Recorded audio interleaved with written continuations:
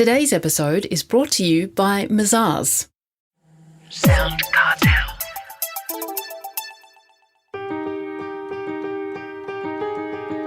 From SoundCartel, I'm Nicole Goodman, and this is Business Essentials Daily.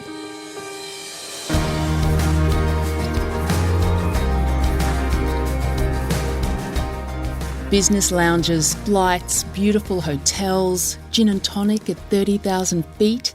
Let's face it, business travel might be gruelling, but at times it can also be fun. But the good times are coming to an end, according to sales and negotiation consultant Julia Ewert. She says it's all because of rising costs, so salespeople should polish their video conferencing skills or fall behind the pack. Julia starts by describing the lay of the land to Jeff Waters. What we're noticing with this year in 2023, because of the cost of travel, we are absolutely seeing companies make decisions that are going to really halt that because they're going to reel in their spending. So this would mean that business travel, especially if it's continual travel, to build long relationships with clients or to find new clients or to even keep existing clients, travel may now be off the table to do that.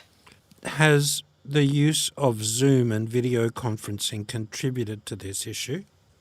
I wouldn't suggest it's contributed to the issue. It's a solution for the rising cost of travel.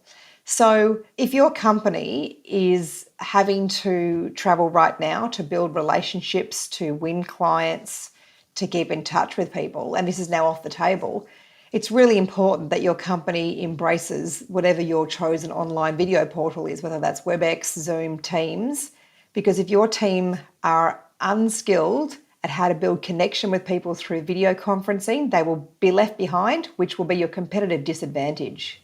So you've got to work up the skills to use this technology well. I suppose what I was asking was, has a change in culture generally brought on by the pandemic made Zooming interstate as opposed to flying interstate more acceptable? Yes, it definitely has made it more acceptable. Absolutely. Unfortunately, though, not travelling means there will be an impact on tourist economies. Is that the case? To some degree, it may, Jeff. When it comes to business travel, a lot of what I'm seeing is people taking business trips, especially domestically. There's not a lot of leisure time there anyway. So these people who are travelling for business trips are generally seeing hotels, airports, and going back to the airport and going back home. So I probably wouldn't be expert to speak on whether that it impacts tourist dollars, but I absolutely would be able to share that when we're seeing it with business travel, when they're domestic trips, people are getting over to the other side of the country, doing what they need to do, and they're coming back, if they are still allowed to travel, that is. So they don't spend that many dollars on doing things over the weekend. Yeah, that people these days want to get home to their families. All right, so are we in effect seeing the demise of the business trip? Do you think it's all over? No, I still have clients that are doing travel. Businesses are just smarter with it these days, Jeff. They're working out how essential is this trip, how many times will this trip need to be made, how critical is it.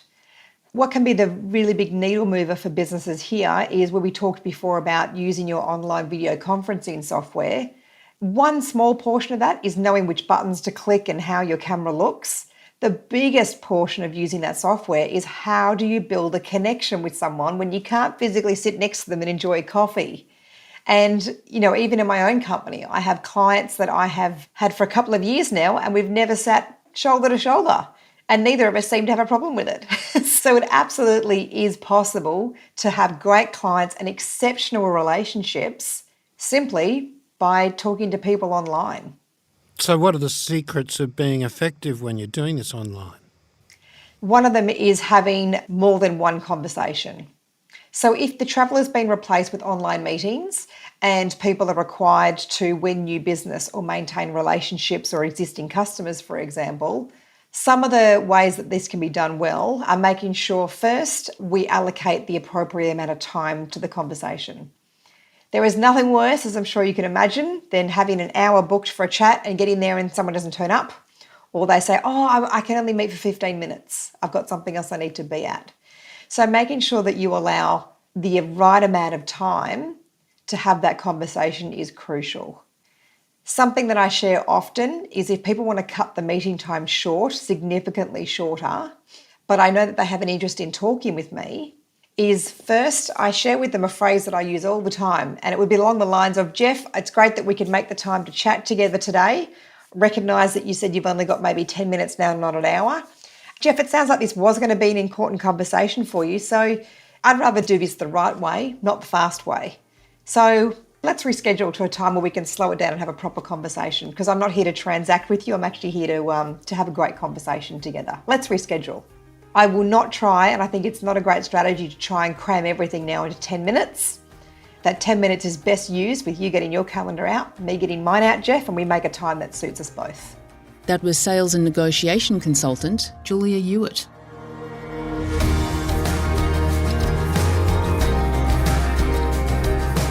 This episode of Business Essentials Daily is produced by the team at SoundCartel.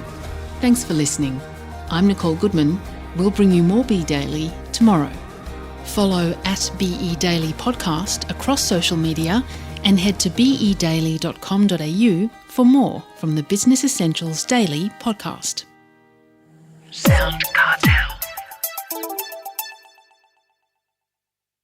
This episode was brought to you by Mazars. To find out more, visit mazars.com.au. That's mazars.com.au.